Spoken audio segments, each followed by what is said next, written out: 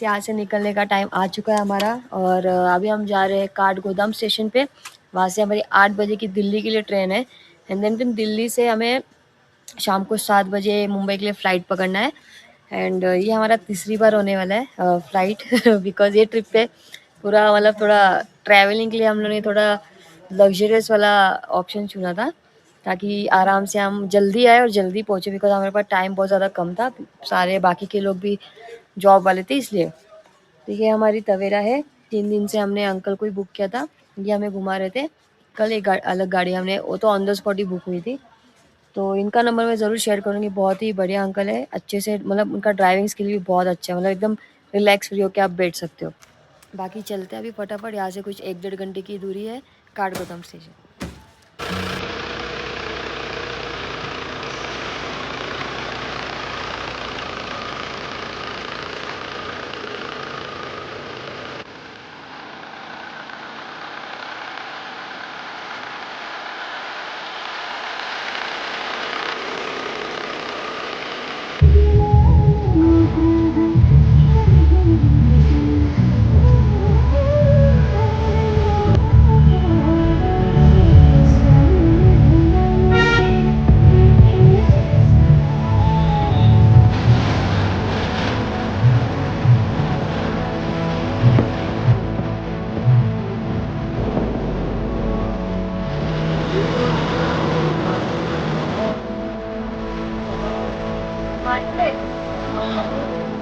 जिस ट्रेन में हम सफ़र कर रहे थे, वो ट्रेन बहुत ही ज़्यादा स्लो चल रही थी। मतलब हर एक स्टेशन पे वो रुक-रुक के चल रही थी और हम लोग यहाँ पे बैठे-बैठे इतने ज़्यादा परेशान हो रहे थे कि मतलब समझ में नहीं आ रहा था कि ट्रेन इतनी स्लो क्यों चल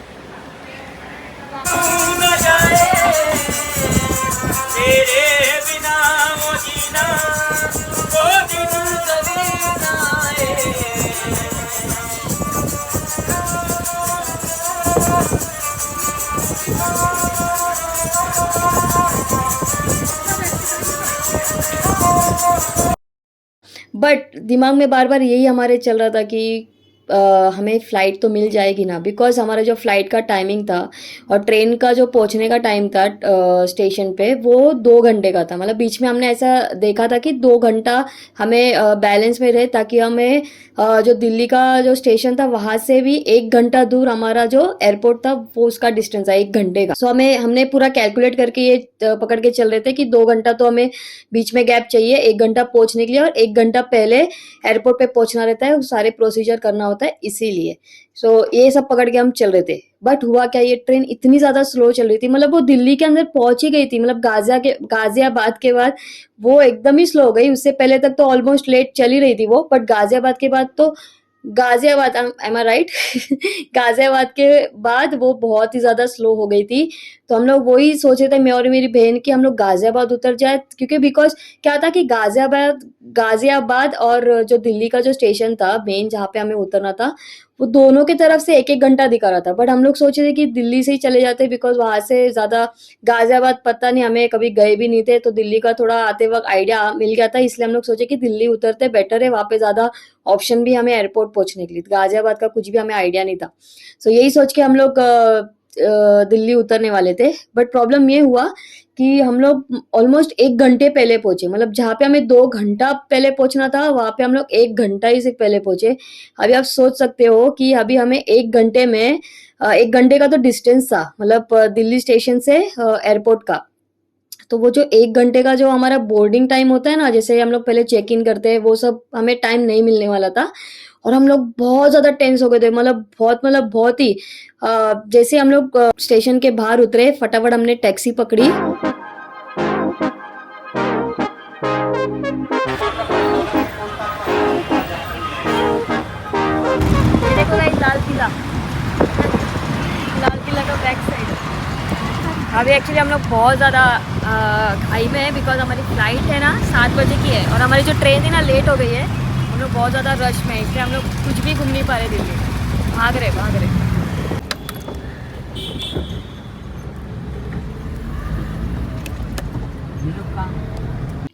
तो ऐसे तैसे करके हम लोग पहुंच गए स्टेशन एंड उसके बाद जो हुआ वो आपको मैं अभी क्या बताऊँ, अभी सुनो अब क्या क्या हुआ हमारे साथ। ये बहुत फर्स्ट टाइम था और आई होप कि ये लास्ट टाइम रहे कि ऐसी गलती हम पहले कभी मतलब वापस कभी करे ना, बिकॉज ये बहुत ज़्यादा हमें भारी पड़ता अगर ये अगर हो जाता ये सब चीज़ तो सुनो क्या हुआ कि जैसे हम लोग पहुँचे एयरपोर्ट पे, तो एयरपोर्ट पे ऑलरेडी हम लोग ने डीजी यात्रा से हमारा जो check in web check in होता है वो कर लिया था।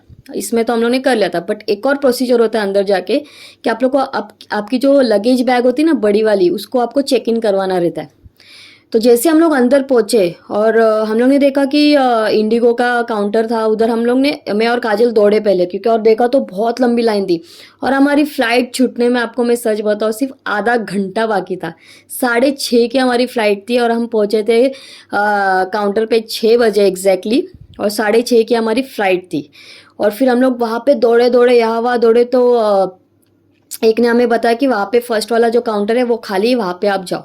तो जैसे हम लोग फर्स्ट वाले काउंटर के यहाँ पे पहुंचे, बहुत ही अच्छे थे वो भैया, बट उन्होंने सीरियसली बोलूँ तो बहुत हेल्प किया हमारी। जैसे हम वहाँ पे पहुंचे तो उन्होंने कहा आपका बोर्डिंग तो बंद हो गया है।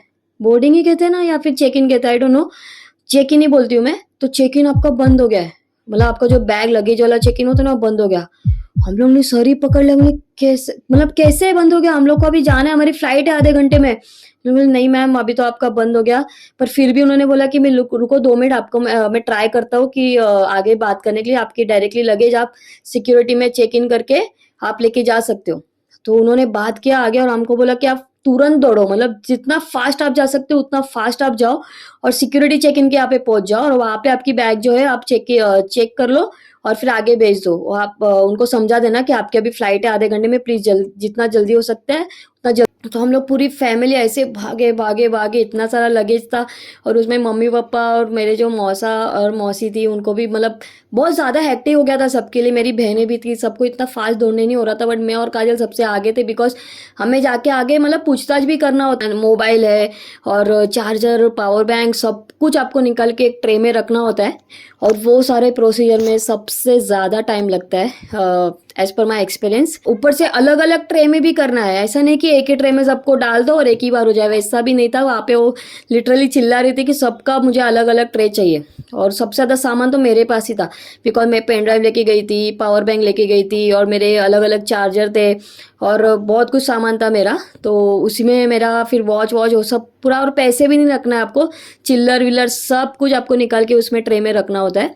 तो वो सब करके हम लोग भागे और फिर उसके बाद आगे जाके देखा तो मेरी बैग ही नहीं आ रही है और मतलब बहुत उधर बहुत ही ज़्यादा मतलब मचमच हो गया था। ऊपर से मेरे पापा गए तो उनके जेब में थोड़ा सा चिल्लर था, उसके लिए उनको वापस रिटर्न भेजा। मतलब सोचो आप, सिर्फ आधा घंटा बाकी और उसी में ये सब चल रहा है, मतलब सब, मतलब मराठी में हम लोग बोलते हैं ना गोंधळ चालू होता, सेम वैसा सिचुएशन चल रहा था, पूरा गोंधळ चल रहा था वहाँ पे सबका, क्योंकि सब हाइपर हो गए थे। अब सबको लग रहा था अभी मतलब फ्लाइट छूटने वाली है। ऊपर से आपके जो बड़े बड़े लगेज थे उसको भी उसी में चेक इन कराना है, मतलब उसी में स्कैन में डाल रहे हैं और वहाँ पे वो भी चेक हो रहा है। ये सब वहाँ पे चल रहा था। और जैसे हम लोग खुद का बॉडी चेक इन होने के बाद हम लोग जैसे आगे जाते हैं बैग कलेक्ट करने के लिए, तो वहाँ पे अलग ही भाई चल रहा है उधर, मतलब हर हाँ उधर अलग क्या चल रहा था वही बताती हूँ कि मेरे जो अंकल थे उन्होंने शहद लिया था, मतलब हनी लिया था।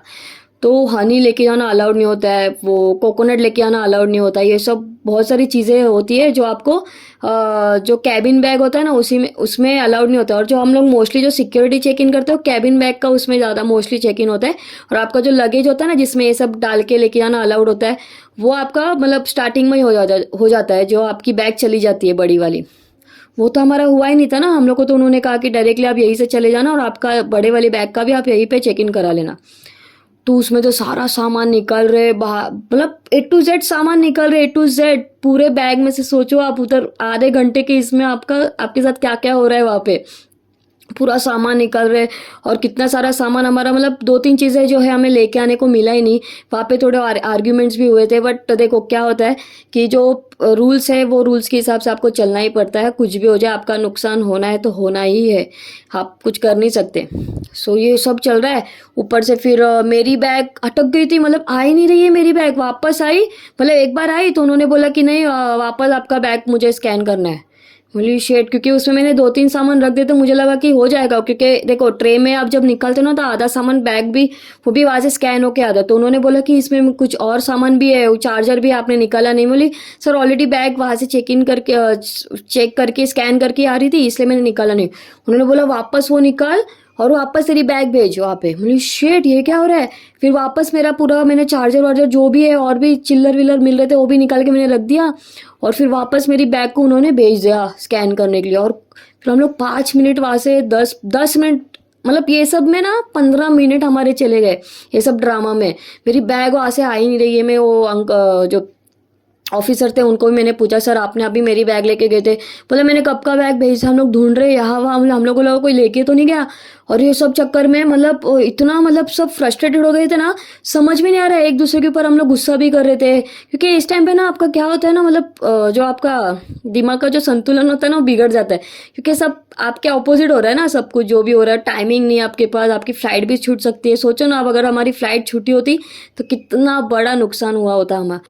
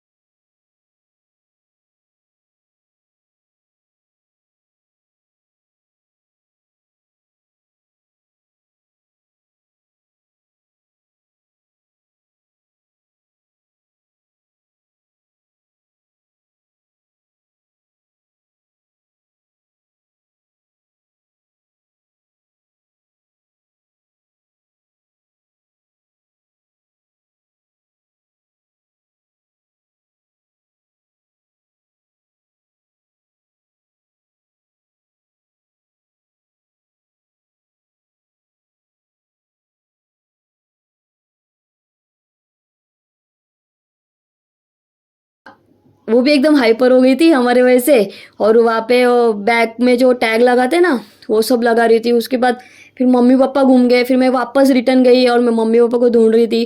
फिर उनको भी मैं भगा भगा के लेके आई कैसे कैसे करके, और फिर फाइनली सब हो गया। और सब एकदम ही बहुत ही ज़्यादा हाइपर सिचुएशन हो गया था वो, और मतलब रिकॉर्ड करने जैसा नहीं था बॉस। मतलब उस टाइम पे अगर मैं रिकॉर्ड करने बैठती ना, मतलब फिर अच्छा नहीं लगता है। मतलब देखो ना, मतलब सब जगह इतना फ्रस्ट्रेशन चल रहा है और बोलेंगे क्या रिकॉर्ड करते बैठी। और मेरे मेरे और जब हम खुद बड़े बन के लेके जाते हैं सबको, तो ये सब हमारी जिम्मेदारी होती है कि सब प्रॉपर हो रहा है कि ना, और नहीं हो रहा था उस वजह से मूड ही नहीं था मतलब रिकॉर्ड करूँ ये सब। इसलिए मैंने सोचा मैं बाद में आपको एक्सप्लेन करूँगी क्या हुआ क्या नहीं। तो उसके बाद हम लोग फिर वहाँ पे वेट कर रहे थे। फिर हमारी एक बस आई, फिर बस में हमने अपना सामान लेके गए और फिर सामान उन्होंने फिर फ्लाइट के अंदर डाल दिया एंड लगेज में। फिर बाकी सब हम लोग रिलैक्स होके फिर जाके अंदर बैठे। और फिर उसके बाद फ़्लाइट भी एक्चुअली डिले हो गई थी। 8 बजे छुट्टी, 6:30 की फ़्लाइट थी, 8 बजे टेक ऑफ हुई हमारी फ्लाइट।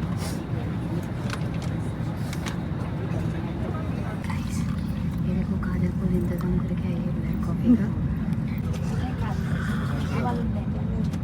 मस्त। हम यहाँ पे देख रहे हैं पिक्चर।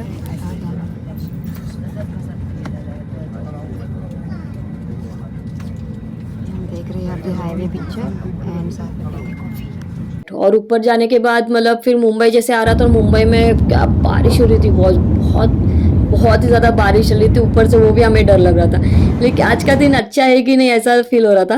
हमें मिला है ये ऑटोमेटिक वॉकिंग का, क्योंकि हमें चलने को कंटाला आ रहा था। ये देखो। और अभी हम लोग एक्चुअली इंटरनेशनल एयरपोर्ट पे लैंड किए ना, इसलिए इतनी सारी सुविधाएं दिखाई दे रही है शायद, आई डोंट नो।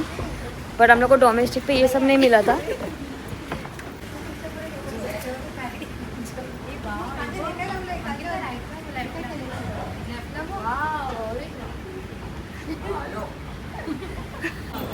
ये हमारे बैग्स आ चुके हैं।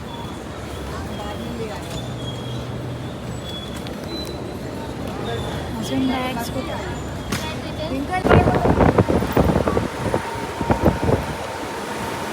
are back to Mumbai. ये गर्मी है, बहुत बहुत गर्मी है। बाहर इतनी बारिश है फिर भी बहुत ज़्यादा गर्मी है।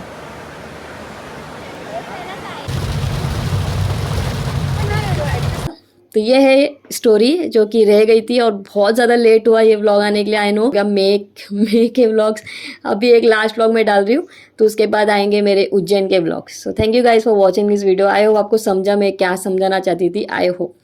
तो bye bye guys, take care and piece.